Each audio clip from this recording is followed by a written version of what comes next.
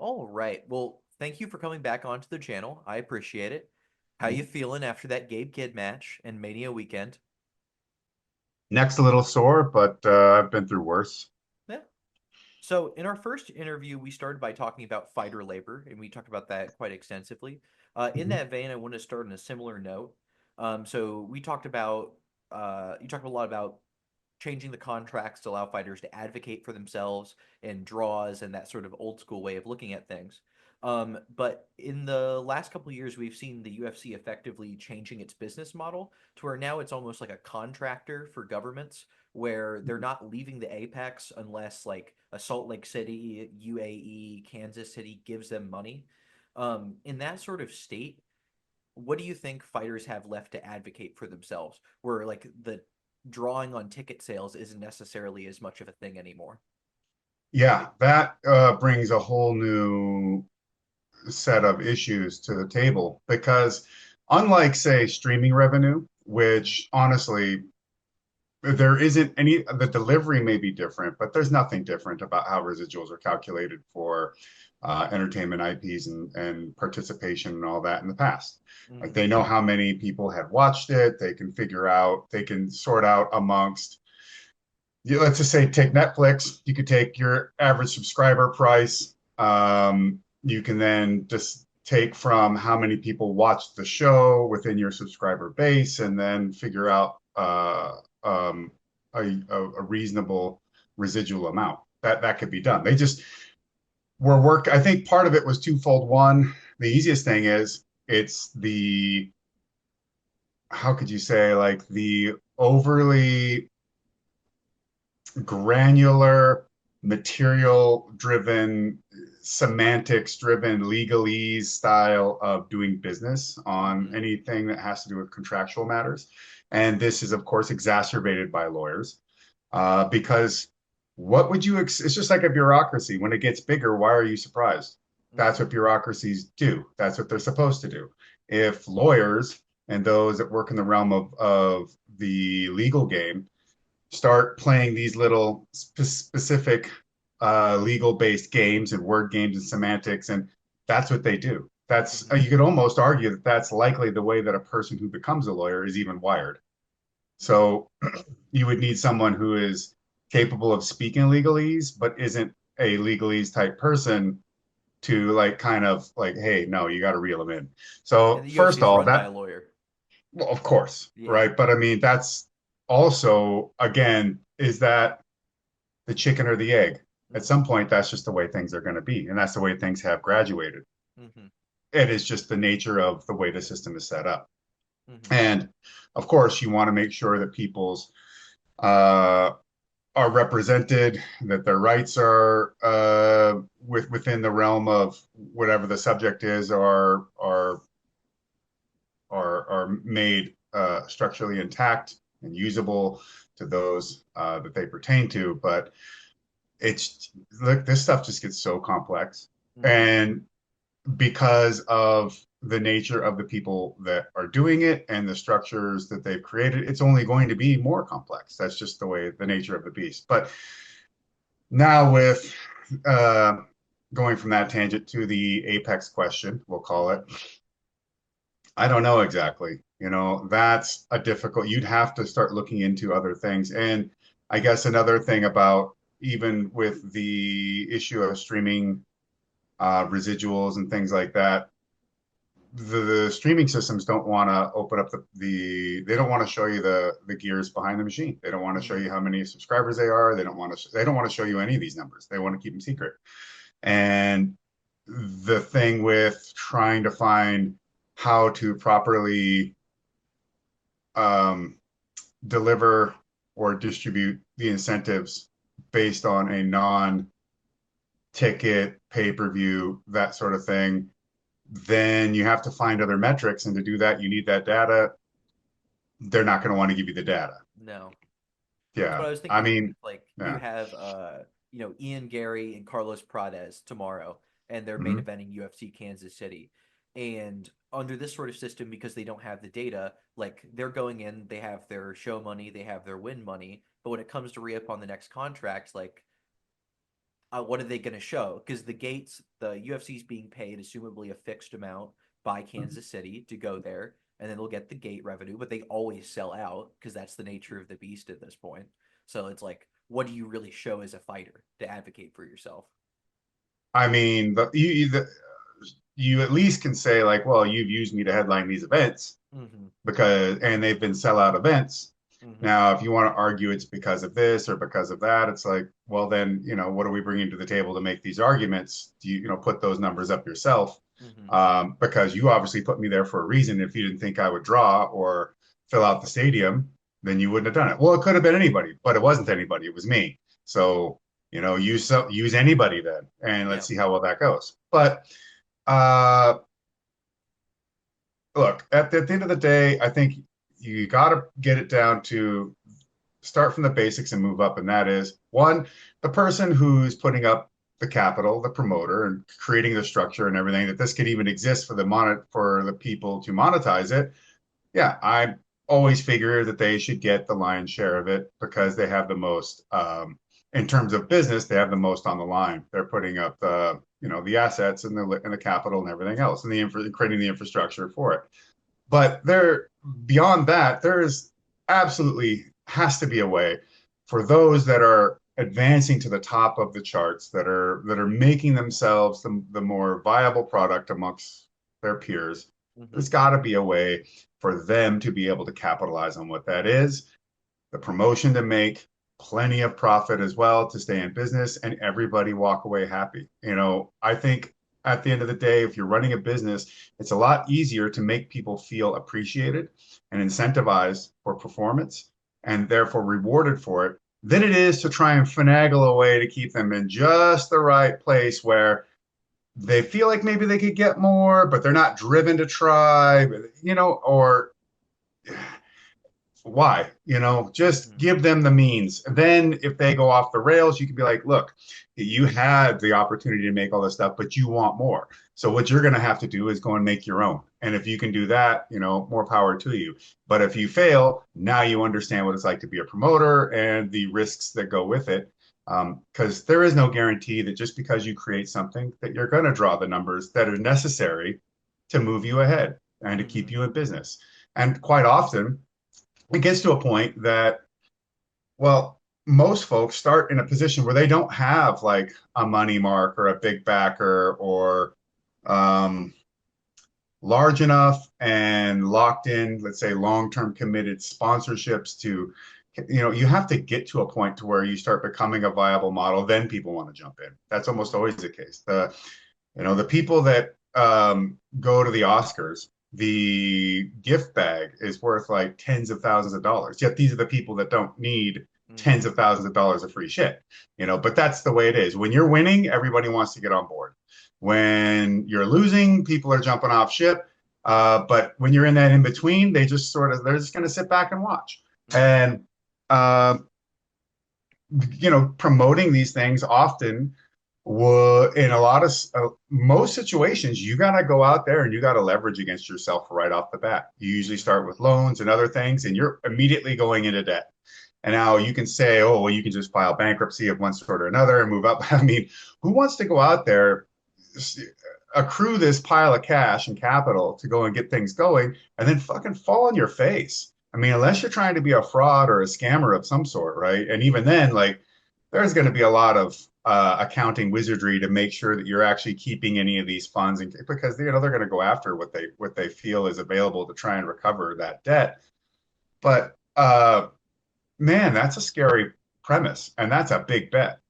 Mm-hmm. Um, a fighter doesn't go into debt in the same way that a promoter does. That's not to say that fighters don't have their own sacrifices, because they absolutely do. And I can tell you from both ends, but it's just, they're two different animals. And honestly, they don't speak the same language, or they have difficulty understanding. We're all speaking whatever language we speak, but it's the understanding just isn't there.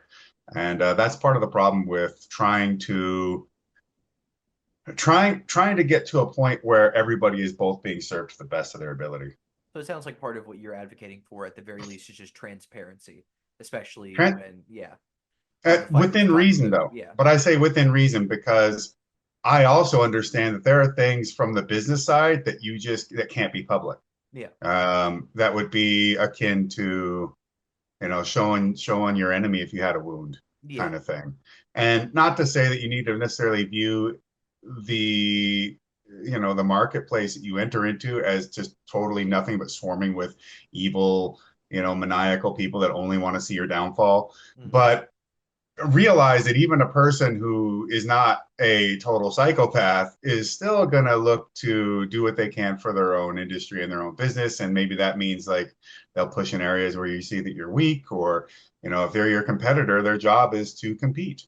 So, you have to be careful about that, but there has to be something. And Yeah. I just feel like, and it's also a really difficult argument because basically what you're saying is the people that at the top of the food chain, as far as the athletes are concerned, are the ones who are getting ripped off the most. Hmm. It's hard to get people to be like, "Whoa, come on, man!" But you're already rich. It's like, but the exploitation is Yeah. orders of magnitude higher now at that point Yeah. versus Joe Blow, who gives a fuck, or I'm glad you're getting your opportunity to get in here, and who knows where your career will go. But I still argue you probably cost a promotion more money than they make off of you. Hmm. And this is part of where they started to push towards the brand over personalities, especially because of the fact that then it allows them to be more aggressive and acquire more leverage against those people that are the draws that are going to deservedly require more money. So that you can leverage against that in negotiations. But it also makes it so that, on the non-evil side, hey, I can afford to have these guys that aren't going to bring numbers to the table to see which one actually, rises out of the mix and becomes something of themselves. But at the same time, look, if you want to encourage that, then the greatest encouragement is to let them know that the possibility to really take advantage of that monetarily as a businessman exists. Hmm. And so, as a tertiary prong of this question, and it's the last part of this question, but you're talking about the exploitation at the top where they're getting screwed, and so that to some extent would flaw with the incentive, right, to continue to succeed. And something that another problem that the industry has because of that is so like at UFC 311 was held in California, so CSAC demands that they do the payouts, and you Mm-hmm. look at a guy like Islam Makhachev, and he is on a, I believe it was a 200 to show, 200 to win. Um, and it's interesting because you would argue, you look at a guy like Mirab Dishvalishvili was on that as well, and but he was the co-main and he was making more. And I would argue a lot of that is due to who Islam is represented by, which is Ali Abdelaziz. And while I'm not going to make any accusations towards Ali Abdelaziz, I am Yeah. going to say that there's a lot of managers like him. There's like three managers who represent a bunch of the UFC talent, and they have an incentive to sort of collude to some extent. And so I would say, how do you think fighters should go about seeking good representation? Well, and try to find an actual manager. Good luck with that. Yeah, Most of them are not managers, they're agents. yeah, And this isn't me throwing shade at Ali or any of these other people because I'm not claiming as to what their capabilities are, but I've been around this business a long time. And managing a person's career and being an agent for them are two different things. hmm, Both can be highly useful, but a manager is going to look out for everything you do and all your best interests. And how could you manage someone if you've got like 50 athletes under contract?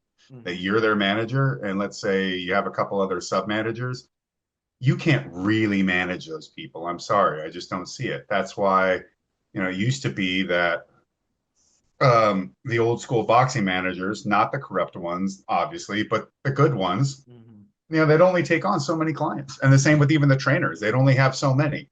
So it's been with you MMA where you've getting these whole rooms full of people and you're training all of them. It's like, well, good luck with that. And then if you look at like ATT, they have like a myriad of trainers all under the same roof. And they don't even all get along, as far as I know. Like, not everybody trains together at ATT, but it's to be expected because you have so many different people with different interests and so many different people in the same weight classes, even at times.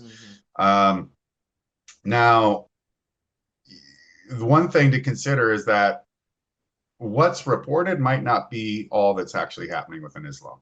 Hmm. in this case, or Because it's pay-per-view points, but then right. you see people saying like, well, what about locker room bonuses? And I'm not entirely knowledgeable on that, but isn't that some sort of financial crime if you're not reporting that, especially in a state where you're supposed to report payouts like California? Uh, Depends on, depending Yeah, on how it's classified. No, it's yeah. not. And that's how a lot of payouts were happening, or there was a lot of bonuses being dealt with in the mid 2000s. Hmm. It was the bonus structure that was, in fact, if I remember right, the story goes that that's why Randy Couture left the UFC and eventually sued him because Minotauro was getting, Hmm. I think he beat Minotauro, or he lost to him. I can't recall. It's been a long time. That, and yet Minotauro got a locker room bonus on top of his pay that put Hmm. him over Randy. And now I understand getting upset about those sort of things. I tended not to get upset in these Hmm. regards because I looked at it to something you brought up to begin with, and that is your representation and your leverage. Whatever you're able to leverage and negotiate, and whatever your management is able to do for you is part of as part of the whole process. And that I'm sorry, there is no just like chart that says everybody gets this and we've got this arithmetic, we've done the calculus, and now like, oh, you're gonna fairly get it's not it, I want to be able to get what I can get Hmm. based on what I've done. That's what I want. And you do need good management, um, not just for negotiating, but everything in your career. And you need to be fully aware that what you are as a fighter and what you are as a businessman are two different things. Hmm. And as soon as you understand that, you'll have a much better way of approaching being a professional athlete, which is honestly, it's an entertainer first. Hmm. And Lord knows what the pride bonus system was. I'm not even going to ask with that, but Convoluted, but yeah, I mean, yeah, it did exist. that might have been actual crime. Um, Who uh, knows? uh, on another note, so you, of course, being one of the greatest heavyweights of all time, I would assume it is somewhat sad to look at what the UFC heavyweight division is now, where they have 29 athletes under contract and 15 ranking spots, which means that it is more likely than not that if you're on that roster, you're ranked. What do you think the general problem is with the lack of talent in heavyweight MMA right now? Uh, well, I think that there's when we look at unified rules MMA, the system is gamed, and everybody sort of becomes like a kickboxing wrestler who wrestles when need be and just kickboxes the whole time. And you're just seeing the same fights over and over and over again. You're not seeing people with highly developed skill sets pushing into one particular area, other than maybe kickboxing. And the ground game has severely diminished, especially. I mean, I'm not going to harp on stand ups too much. I think there's a place for them, but I think it just comes down to being able to differentiate between stalling and working. Yeah. Um, but it's just, I think, one, the structure needs to change to create new interest and to add more like vigor back into the whole thing because I feel like it's really kind of in a rut as a sport, so to speak. But otherwise, I don't. I perhaps the talent scouting isn't really there, and maybe they're just relying on a particular amount of agents slash managers to just deliver guys. Yeah. Um, yeah, it's pretty bad, Yeah. but It just things do ebb and flow, so you got to give it that consideration as well. mhm. And what I was thinking about with part of that is like you have where you see there's a lot of fighters in KSW right now where that's one of the only promotions in the world that's turning a profit. Um, and their lightweight champion, I can't remember his full Saladin Parnasse, I think is his name. Okay. But I think he's making like $500,000 a fight at KSW, and he got offered like the normal like 2020 Yeah. contract in the UFC. And I was thinking about where some of the best heavyweights are, where you have Phil DeFries, who you grappled. in KSW. You got the hero Rug over in ONE FC and Anatoly Malikin. And what I was thinking about is there's no incentive for them to go over to the UFC right now. Yeah, money No, there wise. isn't. And if you're Phil DeFreeze, and even last time I spoke to him, I'm like, don't don't leave here. You got a great thing going. And this is a great place for you to be. Hmm. They're really doing well by you and you're doing awesome over here. Just stay here. And there's of course guys in ACA and in Russia and whatever. And I know the UFC doesn't really have any qualms about bringing in anyone from anywhere. And to be honest, in some sense, I like that. I like the Hmm. fact that no matter what's going on in the world, like athletes are able to compete because I remember the struggles of um, Eastern Bloc and Soviet friendly athletes in Iran and America and the governmental issues between the two in the Cold War and all that. But the athletes themselves, the amount of camaraderie and overlap that they could get. I mean, so I'm really for athletes being able to do just that, be athletes. And it's good for the athlete to leave the politics to, at the door or, with the governments and not with themselves, because you'll find that, people are more alike than they are different Hmm. overall. And at least through sport, you can definitely break a lot of those barriers down between the two. Um, but yeah, the heavyweight situation just globally is very scattered. You bring up Rug and Malukin. Something like that. Now you can, yeah, Yeah. and you go, okay, well, but who's the rest of their division, and do they even fight very much? And no, they don't. I No. know they got Buchecha, and they had Arjan Bular. Um, Vera is retired. I think they still have Alan Njokuani, the Black Panther, because that guy doesn't age at all. I think Yeah. if you really want, if you wanted, if Alan was really smart, he would open up a life extension clinic and you just get his blood because whatever's in it makes you jacked as shit and have near perfect skin. So I don't know. I mean, he's probably a performance enhancer just by his existing. Like if he gets a sweat on you, you're just going to be younger and more youthful and just never age. Maybe him and uh, uh, the Cuban rest, Yoel Romero. It's like Hmm. this is I don't this is not acceptable. How do people like you exist? Oh yeah, I saw him at But what Mike Perry's like weird liminal like Lynchian Fight Club Kumite yeah, thing, and he's out yeah, there just knocking people out, looking exactly as young as ever. bonkers. Uh, but they're pretty sparse. Other than say the Eastern European scene, it seems like heavyweights just in general are pretty sparse. Hmm. I'm not sure what is the reasoning behind that at the moment, but that's just kind of the way I see it. Hmm. But there is talent. PFL has a good chunk of heavyweights that I think are fairly tough and fairly capable. And that's not talking about Ngannou. That's just, they've had some good guys there. Well, Vadim Nemkov, I just made a video a few days ago that was a film study of Yuri Prohaska's grappling. Hmm. And I covered the Vadim Nemkov fight, and now Nemkov is over there in PFL. And of course, you can go to this business stuff we were talking about earlier, but you have PFL and one athlete begging for them to book them on fights because they probably don't have as much money to pay them those contracts. But yeah, now you have guys over there who are really talented, but are also tied up and not fighting. Yeah, that is a shame because the thing an athlete has the least of is time. Yeah. And you don't know when yours is up.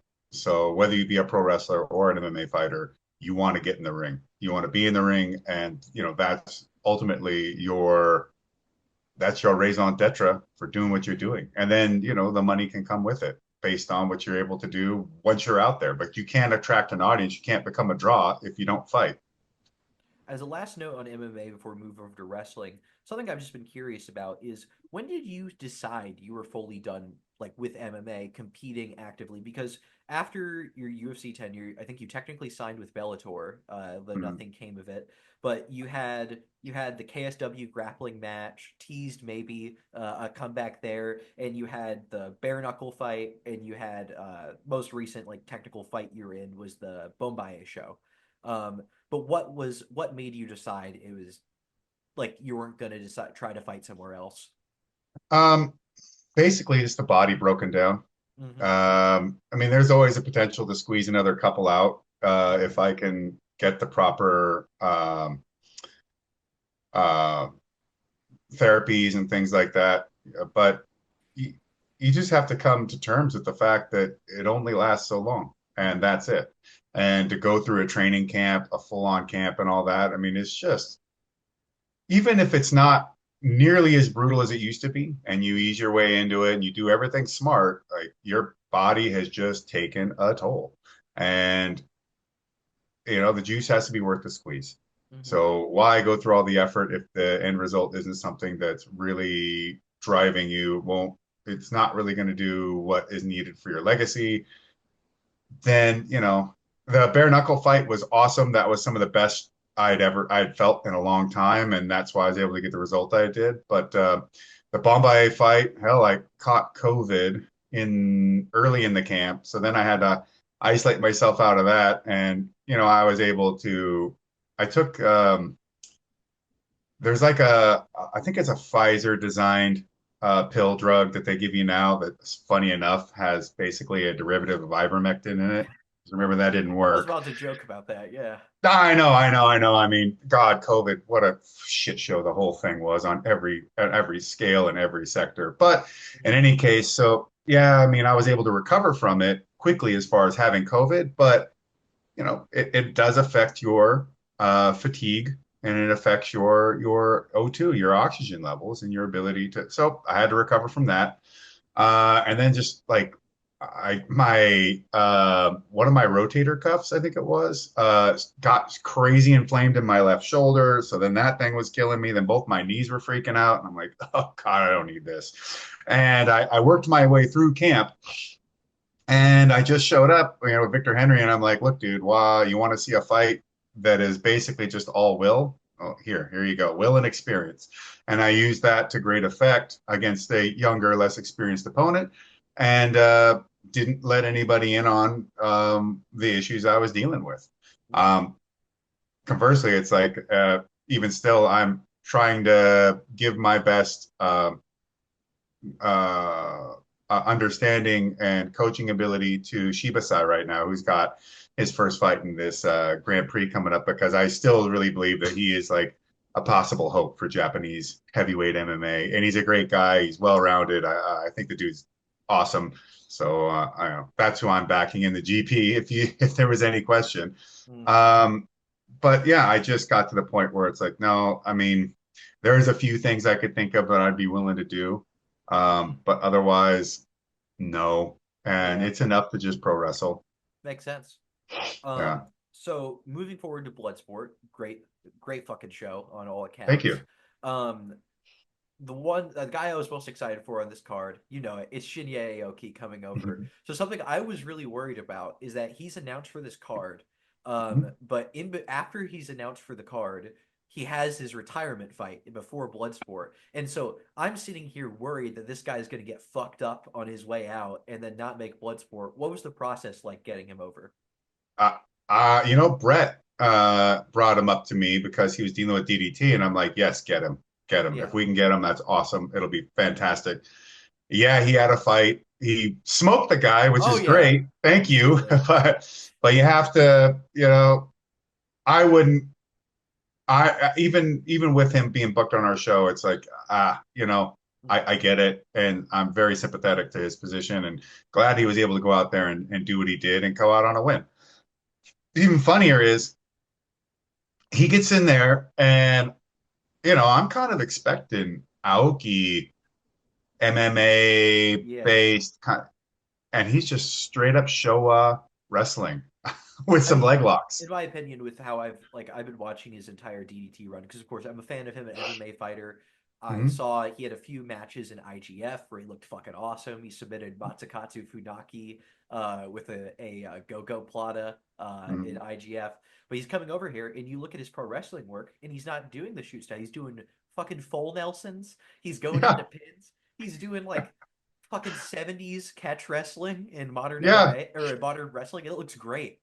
I know, and in one sense, it's like, well, this is a great pairing, you and Charlie Dempsey. But at the same time, I wanted the contrast of things a little bit. I even somebody caught a screenshot because I had shown Dempsey the Aoki lock the night Hmm. before, and he's putting an Aoki lock on Aoki. I'm like, all right, yeah, Yeah. I dig it.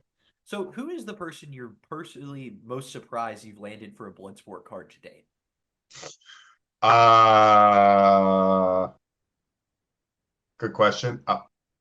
Probably still Mox. Yeah. You know, I mean, just not obviously his intent was known, but just the fact that he was so driven to wrestle with me and to get into Bloodsport, that was like you can't ask for anything more than that. And then as we are an indie promotion, Hmm. if that's what we need from the bigger stars, Yeah. because we can't pay them what they like to get paid. It's Yeah. not a matter of want, it's a matter of capable. And we just can't stay in the red or stay in the black doing that as much as we'd love to. I mean, it's hard for us.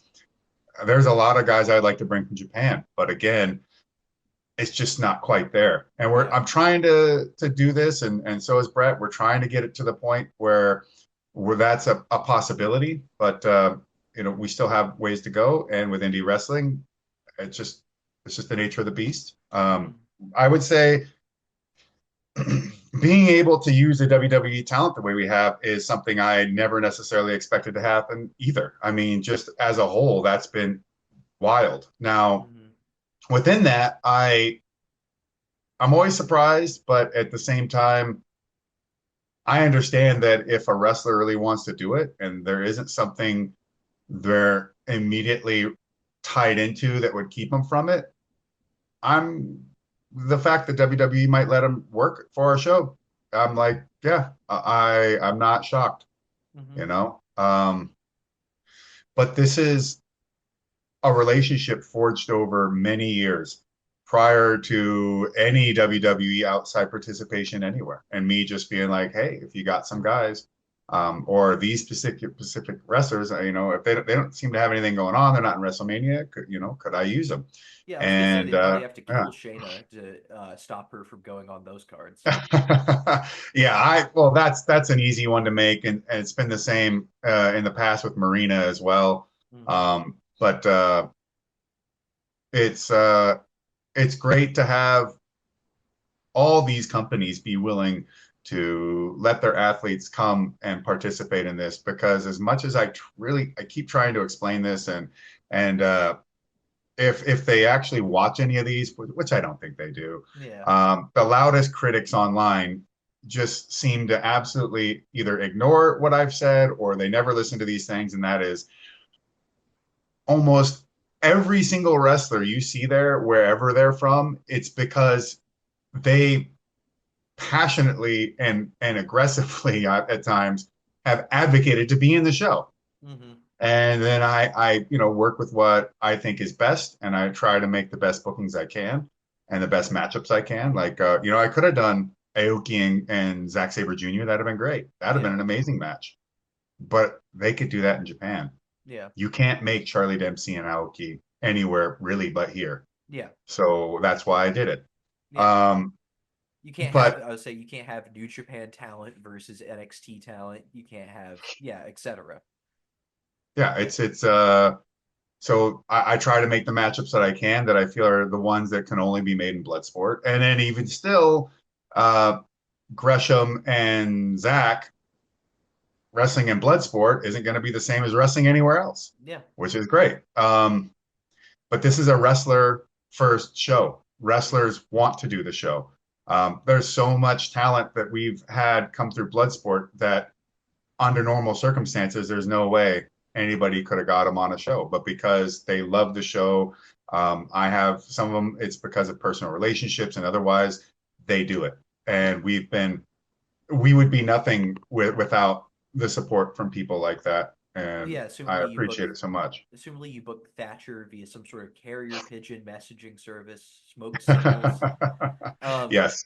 so regarding that online criticism, that was a whole affair. I don't want to get into that fully unless you want to, but This is an assumption I made. You can correct me if I'm wrong, but there was a heavy WWE presence on there, and you can correct me if I'm wrong. But you ran, what was it, 5 shows last year, including Bushido?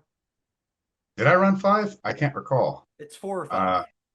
Uh, I think four. Okay, yeah, including Bushido. Um, but if you look in the last couple of years, it's the Mania weekend one that has the most WWE guys. And then you get indie guys like the one you did in November. You have Dominic Garrini and Kevin Koo. You have Akira. You have the Savage Gentleman, Victor Benjamin.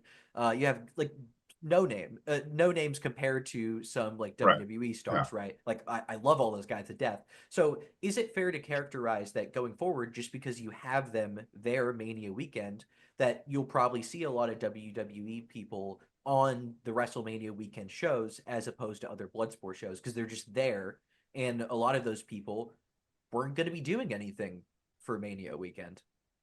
I Is mean, that yeah, fair? that's a fair assessment. And they're already in town. Like travel's Yeah, already covered for almost everybody that's on our show.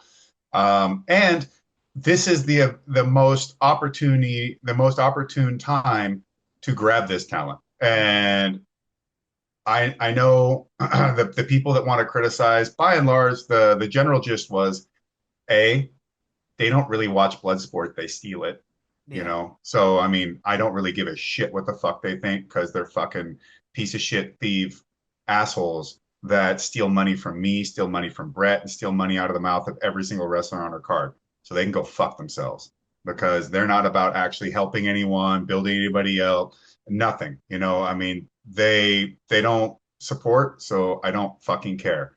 mm-hmm. Number two, it was people that just want to be negative. They just want Yeah, to talk shit, or they were, an outlet, mm-hmm. news, whatever they want to call themselves, that saw something that they thought might be spicy to run with. Like Lou Nixon was pulled from the show for WWE talent. It's like, no, he was never booked.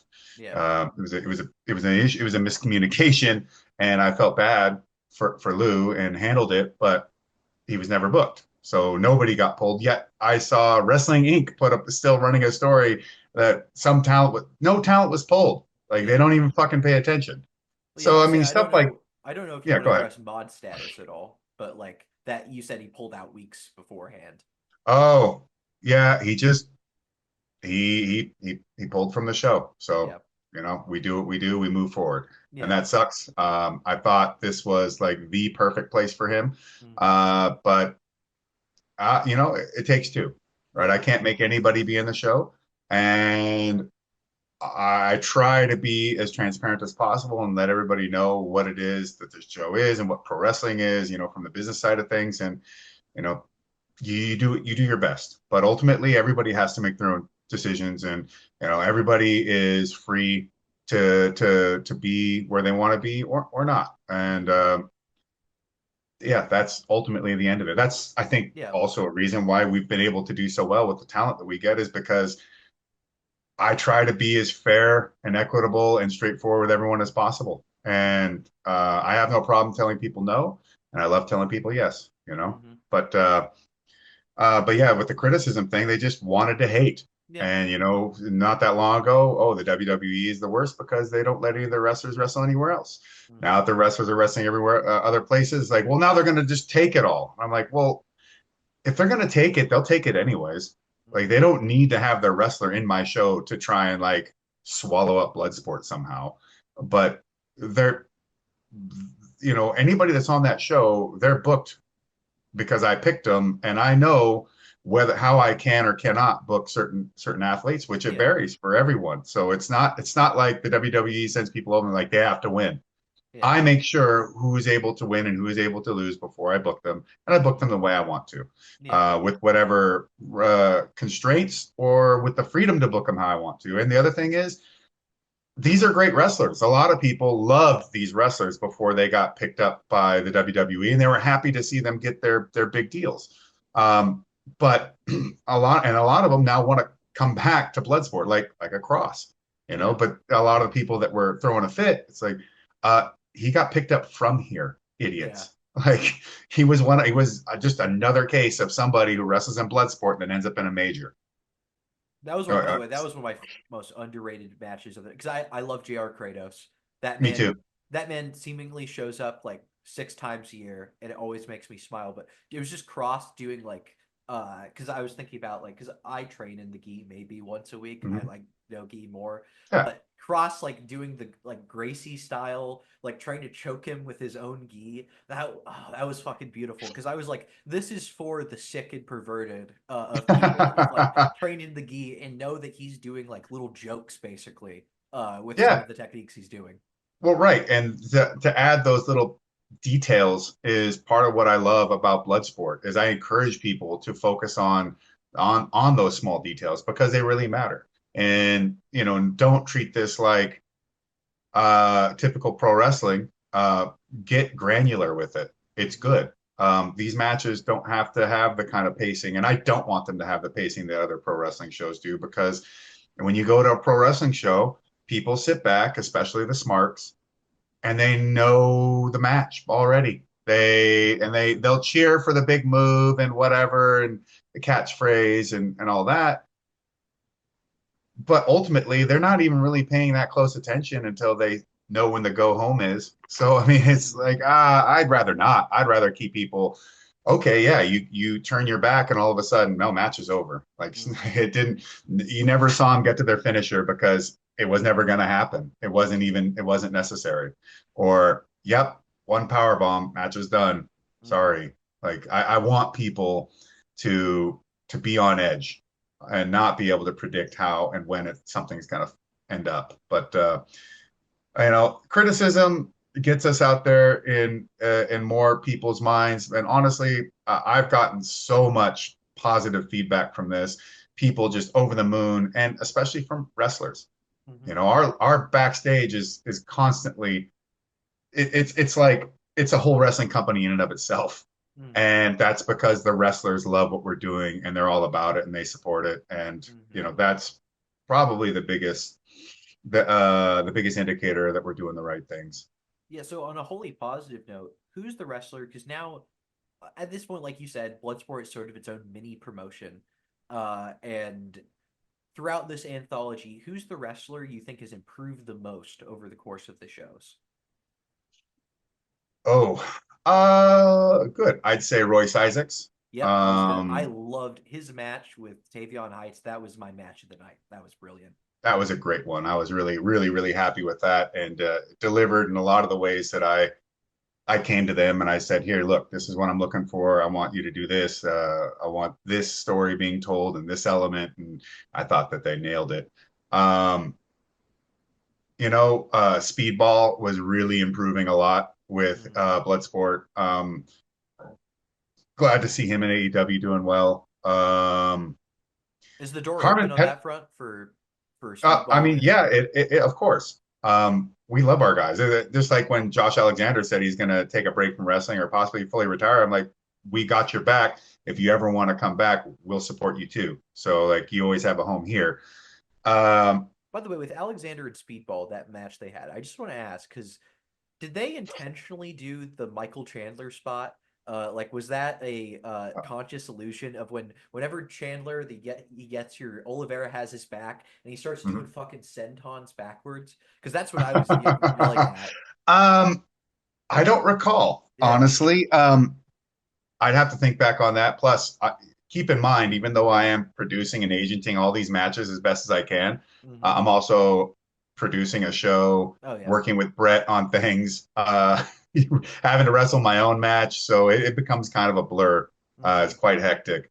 I feel like, although she's quite new to it, Carmen Petrovic has really Oh yeah. done a hell of a job in the ring. I didn't know anything about her just because the fact that I honestly I don't watch NXT or WWE for that much. Sure. I'm mostly watching weird shit that I can find, watching whenever Shinjiro Aoki wrestles or something like that. But yeah, Petrovic impressed me because I just saw like her presentation, at least within the WWE, looks fairly typical. But then she gets in there with the Sumi Sakai, or what's her face, Micah. Micah, yeah, Yeah. who I also loved from Stardom.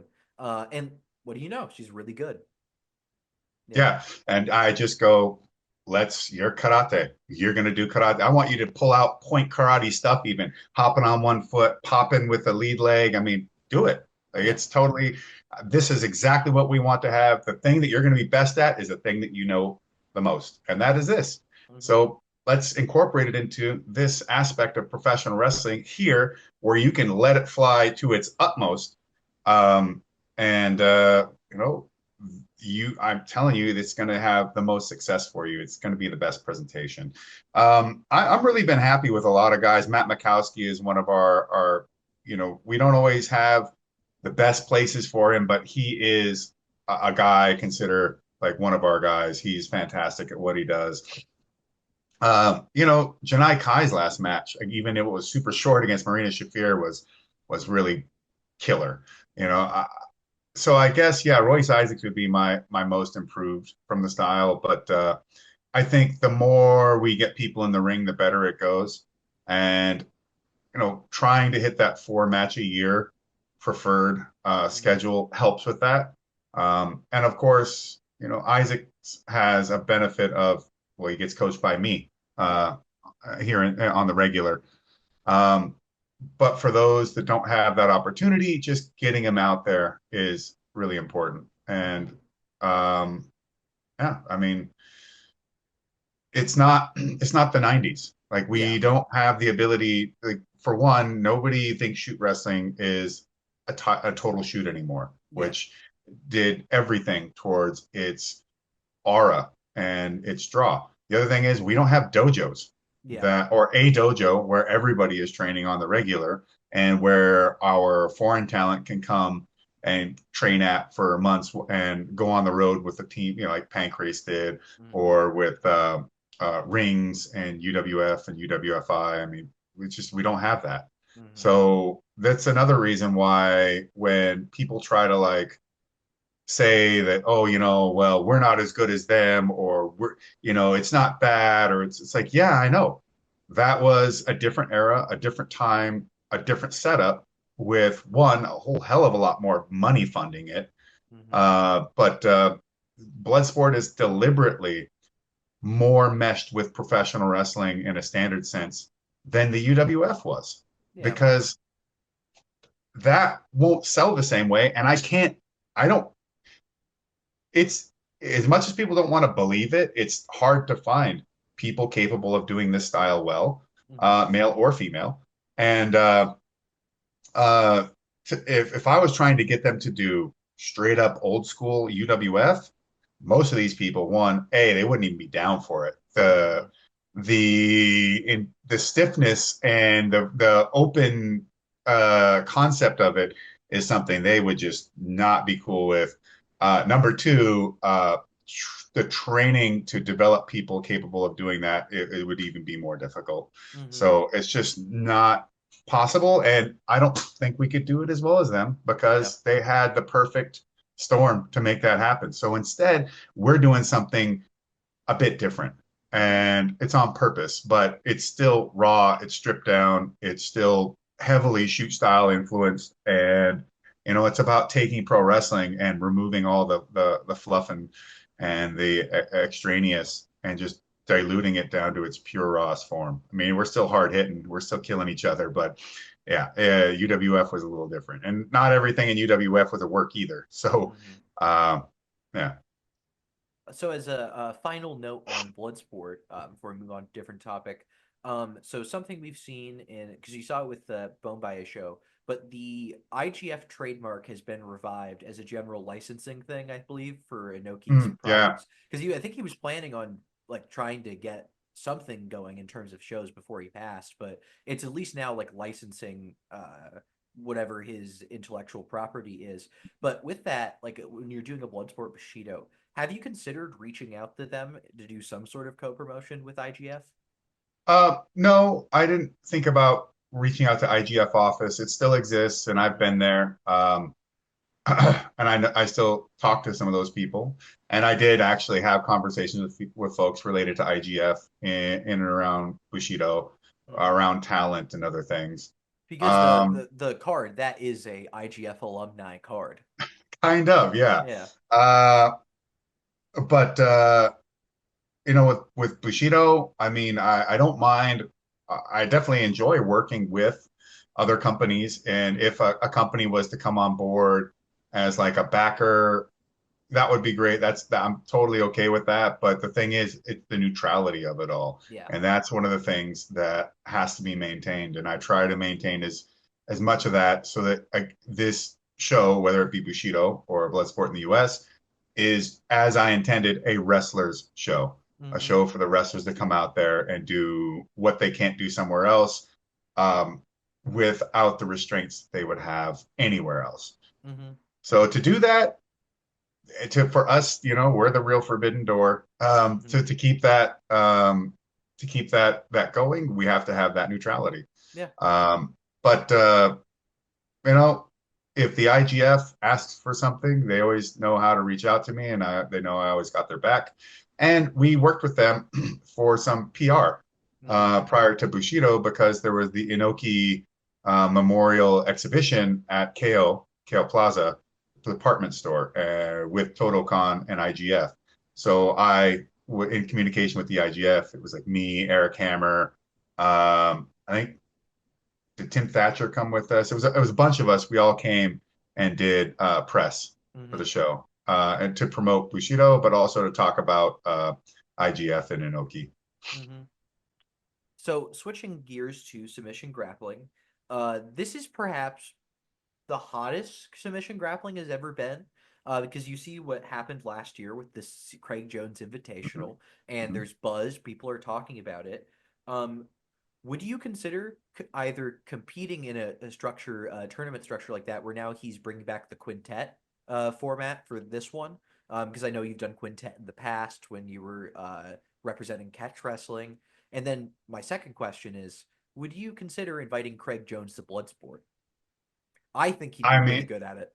I would definitely put Craig Jones in Bloodsport if he was up for it. Mm-hmm. Would I, if I was healthy enough, I might consider going and doing some submission wrestling stuff again. Mm-hmm. Um, I'm really more focused on the catch wrestling side of things and trying to Yeah. develop catch in the US and bringing our team to England. But yeah, I suppose so. But uh, for one, some of the rule sets I'm not that keen on. Like I think in CJI, if people are pulling guard Mm-hmm. and they're not able to get anything going, I think the Mm-hmm. guy that pulls guard should lose that round. Like Yeah. totally you ran and from an entire plane of combat, like Mm-hmm. takedowns, you abdicated it. Well, okay. Well, then that's basically kind of passivity. So if you think your game on bottom is so good that you're willing to forego wrestling all the way, considering it to be a passivity or, a rejection of an entire plane of combat, then if you can't actually score off of it, then you should lose that round. Like, but unfortunately, the BJJ mindset doesn't see it that way. Mm-hmm. They're okay with double guard pulls and all this goofball stuff. All they care about is just get engaged. But it's like, well, then why even be on the feet? Mm-hmm. Why not just start somebody, rock, paper, scissors, one's down, one's up, or you start both on the floor and then one can stand up if they want. I mean, otherwise, you give the impression like that wrestling matters on the feet, takedowns matter. But if they don't, then maybe every time you get to both guys get to the feet, just put them right back on the floor again, if that's what you want. But if you suggest that, they think that sounds absurd. But that's basically what they're doing. Mm-hmm. So, in my opinion, yeah, the rules need to be straightened out a little bit. But I think submission wrestling is probably at its apex right now in terms of interest, events, and monetary incentives. But at the same time, on the smaller scale, Mm-hmm. certain markets have just died. Like SoCal is not what it used to be, man. We used to have events all the time, hardly anymore. And it doesn't matter if you make them for like only $40 a pop. If it's not IBJJF or Jiu Jitsu World League, they don't show up. And you're like, Yeah. oh, okay, well, So, on a note there on catch wrestling, something I've been curious about because I've been uh, slowly working my way through a few of your instructionals. I've been really enjoying the neck lock one thank you. because I love the quarter Nelson. and I hadn't really thought about that from front headlock before as Mhm. to circle to the back. So that's awesome. But something I was questioning about is what is catch wrestling's response to the concept of the guard? Because in a lot of your instructionals, you're starting from like already having passed the guard or you're in a wrestling position. Because then when I watch you against like Dean Lister, right? Your Mhm. answer to the guard is no. He's pulling the half guard to the knee shield, and you're trying to foot lock him, just fucking with his feet while he's trying to get grips in, and then just eventually you go to the side and then go to like north south. So is that just the general philosophy of catch as and when you're faced with a guard is just try to like you could call it a Toriando pass if you want, but just try to throw by and get to a more wrestling position. It depends. I mean, if you're gonna compete in submission wrestling in this day and age, Mm-hmm. that means by and large you're going to be competing in a jiu-jitsu based or jiu-jitsu friendly rule set, which means you're going to have to deal with a guard. So Mm-hmm. the same responses you would have if, how does catch wrestling approach, takedowns? Mm-hmm. Well, you do them. How does catch wrestling approach the guard? Well, you defeat it in one Yeah. way or the other. One way is to pass, obviously, so work on your passing skills. Early on, obviously, it was just attack their feet, and we Mm-hmm. did that quite successfully enough that they stole all our shit from us. Mm-hmm. But then you'll even notice how did it really develop? Oh, BJJ guy pulls guard and then gets into the legs. Yeah. Never BJJ guy takes guy down and then attacks the legs, which makes sense because the guy standing up, he's offering you these posts and you can just entangle around them. Mm-hmm. I get it, but at the same time, I'm like, well, where's the takedown to submission? Well, it's just not there. Mm-hmm. Okay, I get it. The rules will dictate the game, and then the people will then game the game, right? They'll min Mm-hmm. max it. I think if you're a catch wrestler, you need to be able to compete. Yeah. That's number one. Ad Santel didn't go, hey, I'm gonna say I'm the judo champion of the world, and then you guys are gonna challenge me, and then I'm gonna be like, well, no, I'll only do it this way. He said, okay, yeah, match one, I'll wear a jacket as I wrestle you. Match two, we won't. And that's the kind of attitude you need to have. You need to be able Mm-hmm. to go out there and compete. And if you're not able to do that, if you're whether you're a catch guy, a BJJ guy, the BJJ folks will be like, oh, well, I can't, if I pull guard, I get penalized, so I won't do it. It's like, you're a bitch. I won't do no gi. I only train gi, and I can't do no gi. You're a bitch. The same applies to the catch wrestler. Well, Mm-hmm. I won't do this because pins aren't allowed. You're a bitch. You know Yeah. what I mean? Stop being a bitch and Well, something I and go appreciate out about there. your instructional, sorry, was that whenever you show a technique, you will talk about, okay, if this is a submission rule set, you might not want to do that, or you might not want to do this because you'll show like something where this is the intent of this is to go to a pin. But Mhm. obviously, if pins aren't legal, here's another opportunity for it. You're saying everyone should be prepared for every rule set, right? Yes, you should be prepared for every rule set, but you need to also be able to apply your skills in whatever that rule set is. I didn't sign up for IBJJF Worlds in '07, which was on like a week's notice. Um, and then like, oh, well, I can't do this and this and this. So therefore, no, I just did it, right? Mm-hmm. And I went and competed. I'm not using heel hooks. I can't do neck locks. No one's going to try and take me down probably, which no one really did. So okay, whatever, but it's not to sit back there and piss and moan about like, well, I'm not good because of this and because no, just you will only be able to compete for a small portion of your life. Go out there and compete. And if you're too busy, like, oh, I don't know, I really want to make sure I win blue belt world champion. Like, who fucking cares? You're like an 8-year-old black belt. And, like, Mm-hmm. you will get killed by like a random wino on the street. Mm-hmm. Okay, like a 45-year-old fit soccer mom will throw you on your head. Like, just get out of here. Mm-hmm. Um, just go out there and compete, Mm-hmm. get better, get on the mats, realize that all those everything under below black belt as a world championship is just a money grab. Yeah. So, but do it because other people will be there and you can go and compete while you have the time and the interest and the passion to do it. Mm-hmm. So moving on to the general world of pro wrestling, someone you've been very involved with is Bolton Oleg in New Mm-hmm. Japan Pro Wrestling. As he's continuing to emerge as just straight up one of the best people in the company, in my opinion, even just already.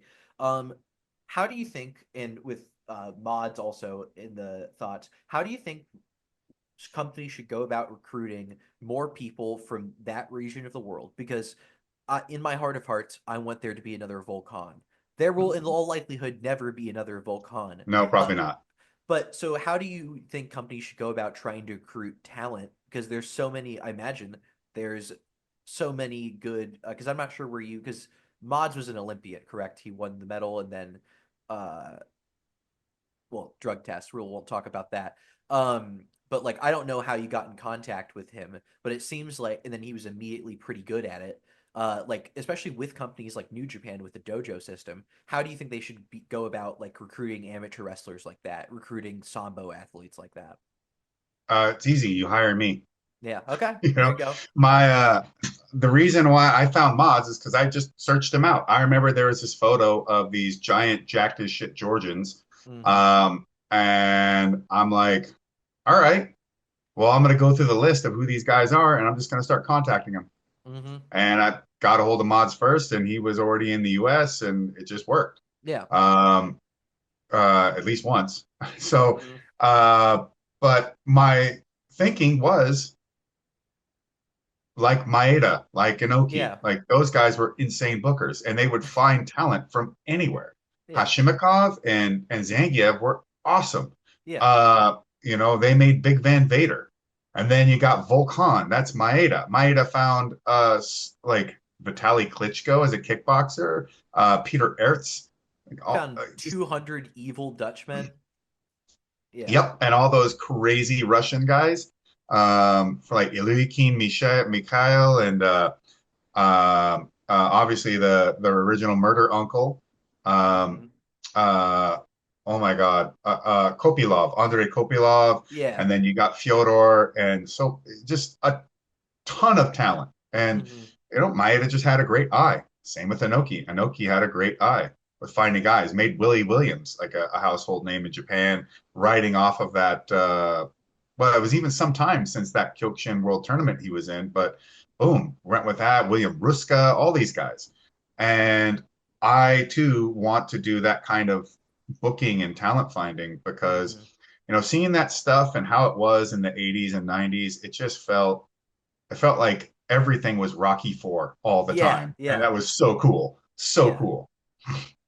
Because I've been working on a project about the trilogy between Volkan and Kiyoshi Tamura, and what's Mm. most interested me about it, just looking at the rings, like I get to call it the ecology of rings, is you just look at all these foreigners Maeda found, like you said, and you look at the guy's profile. Dude has like 4 matches, and they're all just that good. And yeah, it makes me hopeful with a guy like Bolton Oleg that maybe they'll think about that scouting people from there in the future, which apparently your answer is hire you. Yeah, well, I mean, I think Oleg is a special case, obviously, because he's got it. He's very talented as a shooter, but he is a very, very, very good dude with a great attitude. And I didn't realize people were like there was like a contingent online that threw a fit about like, oh, I'm gonna ruin Oleg or and what am I doing? Like, what's this storyline? And now there's nothing. I go, uh New Japan brought me in to Yeah, like just be there. Like I'm not in charge of what storylines do or don't happen. And I do train Oleg every time I go to Japan and I yeah, work with them uh and I'm not gonna give away all the nuts and bolts. I mean, yeah, pay attention to how he's progressing in the ring and he's getting a lot of help, not just from me, from other people, because we believe in him and we yeah. want to see him grow. And I fully stand by all my statements around Oleg. So Hmm. yeah, I mean it's just as simple as that. Um, who is a wrestler who's never professionally fought that you think would fare well in a shoot fight? It could be someone Oh, from the blood sport shows, someone you've just worked with. well, Kratos would do well. I believe that. That dude's And built for like BKFC. yeah, I know, right? Um, I'd say Killer Cross. Yeah. And I wouldn't be surprised if Charlie Dempsey Hmm. could handle himself out there. And I just know that if training to do a shoot was what he would needed to do, he would do everything he needed to do. He would just show up every day and put the work Hmm. in, you Yeah. know? Tavion Heights, Yeah, he might have some possibility too. yeah, fucking athletic freak. Yeah. Um, so moving to a my last string of questions. What did it mean to finally get to talk to IQ wrestler in person? It was great. It was really awesome to finally to be able to sit down with them and just see them. And it was quite the drive. It's funny because I even did a little stopover on the way over to see him in some other town to meet up with somebody Gentlemen's who just combatives. You yeah. did that, Well, yeah, he came to yeah, my seminar, which was yeah. really great to see him. And I gave him so as we're working shoot stuff the whole time, I'd go and hey, work wise, you can adjust it this way and adjust it that way. He was really easy to work with and had a great time. Was glad to have him there and to meet him too. But yeah, on the way out, I stopped off in a town that small but nice and had a awesome little cafe. I met with my friend at or whatever, and when I got there, IQ's like, "What the hell are you doing in that place?" I'm like, "You live out the way the hell out here, man." I don't know. It all kind of seems the same to me to a degree. But yeah, it was worth it. It had to Yeah. be done, and I didn't know when I might be back in and around that area. And I rented a car just so I could drive to go see him Hmm. and to meet his mom and everybody, and just and to see the animals. And it was an awesome time. I was really appreciative of it too because it's hard on him to talk Hmm. and all that. And we just shot the shit for hours about wrestling and movies and all kinds of stuff. Yeah. And that's why it meant something to me when he contributed part to my Bob Sapp video, Mhm. and that means something to me. To hear that. On the note of nerd shit, do you think getting wrestlers into 40K is going to slowly ruin the industry because they're just going to be focused on that?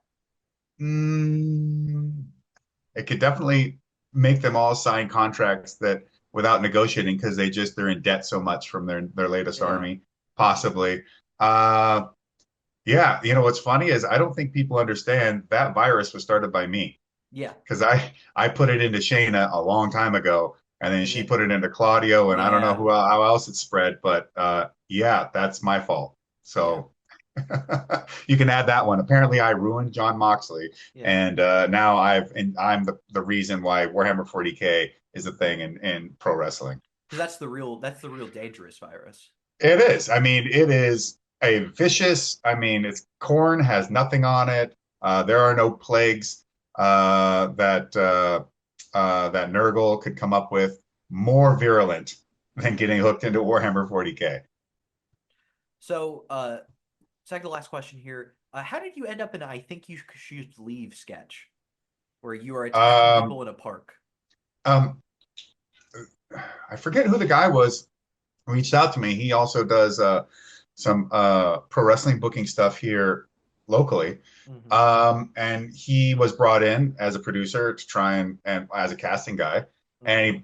there's so much, of course, as per typical, there was so much stuff that was shot. Like Joey Janela was there, a whole bunch of folks were there.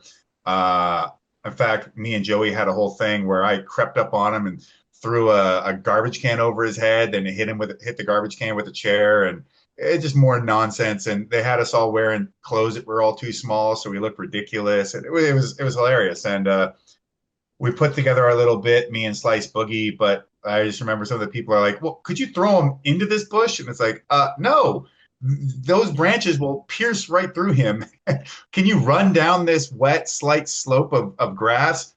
Probably not without blowing my ACL and dropping Slice on his head. How about we just do it right here? This will work. And then I gave him like all kinds of takes with like wild responses and stuff. And it was a good time. Royce Isaacs was there too, a whole bunch of us. I think Taya. Um, yeah, I was just missing John Morrison really, but it's just TV shit. It Yeah. happens. So, as a final question, this is probably the most important question I'll ask. I asked it to Eddie Kingston as well. I'm going to probably ask it every future guest.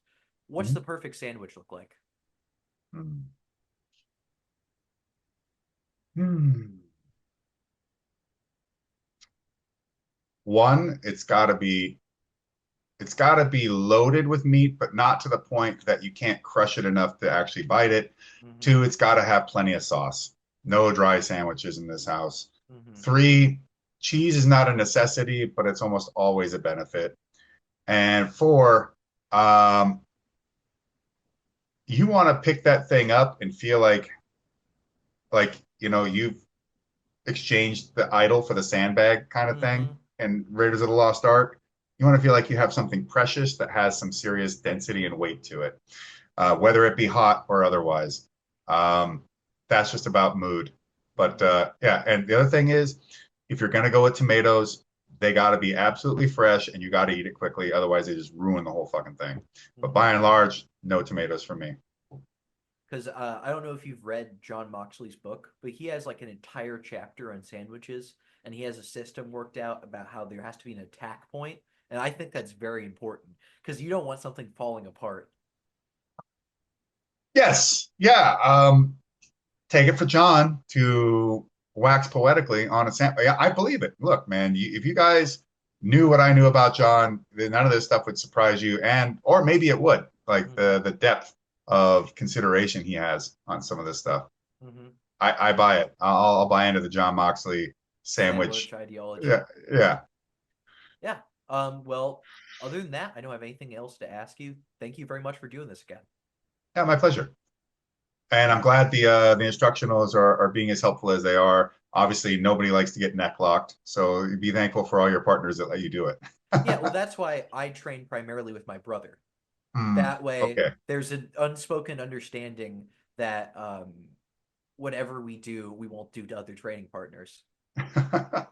Yeah, well, if you get in the gym, right, you're at a whatever school you're at, and people start being like, "Hey, that was really cool. That was nasty." Now you all of a sudden you got somebody hooked, and you Yeah. got new training partners and new drilling and demo guys.